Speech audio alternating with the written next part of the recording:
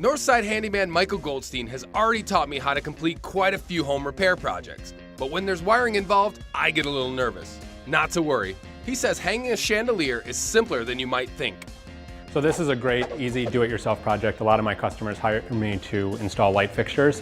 It's pretty basic. We're going to connect the wires up at the ceiling, mount it, and we're good to go.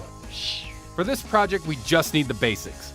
All we'll need is a flathead screwdriver, pliers, and some basic electrical tools, a wire stripper, a wire tester, and electrical tape. And of course, the light itself. Michael already checked off the first step by removing the contents of the box and assembling the fixture according to the directions. Every light is going to be different, so do yourself a favor and follow those directions before it's time to install. The mensch gets us going by climbing the ladder and removing the existing electrical plate to reveal all the wires we'll need to get this baby working. You have the white, which is neutral, and the wires are usually color-coded. It's pretty standard. This is our hot wire. This is where the power from the house is coming from. It can be any color of the rainbow. It could be purple, it could be blue, it could be red. So that's not specific, which is why we want to test for it. But this white one is usually pretty universal as a neutral. Again, if you're not comfortable doing this, it's worth hiring someone since it's electrical and it could be dangerous. But we're going to test this and then we're going to shut off the power so we don't have to worry about zapping ourselves. So if you don't mind going to turn on the switch for me, we'll just confirm that this is it. All right, so that's the one, and flip it off. Great. And then we'll go shut off the power down at the breaker and we'll come back and test it again. All right, so test it and the power's off, so we're good to go. I'm just gonna cap these again so I don't knock it while we're working.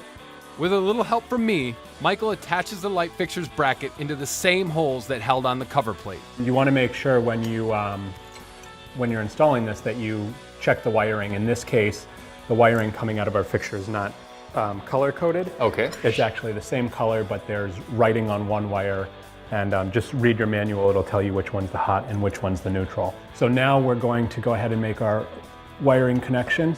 So the first thing I'm going to do up here for our connections is I'm going to take this bare copper wire, which is our ground, and I'm just going to wrap it around this green screw here. So I'm just tightening that down, and then we're going to go ahead and make our connections here. I labeled these wires when we had the fixture down on the table. So I'm going to go ahead and do the neutral to our white, and then we're going to connect our other one, which is our hot, and wire cap those. And if you can hand me the electrical tape, I'm going to put some tape on here. And this is just in case the caps decide to come off over time. So now I'm just going to slide this up. Tighten everything up to make it look pretty. And then we need to put in our bulbs. And the last step will be turn on the power and test it. Before we put away our tools, we slide the dining room table into place to check our height. The standard is between 32 and 40 inches above the table. Have a seat, check it out, make sure we hung it at the right height. You know what? This looks really good. I can see across from me. Good to go.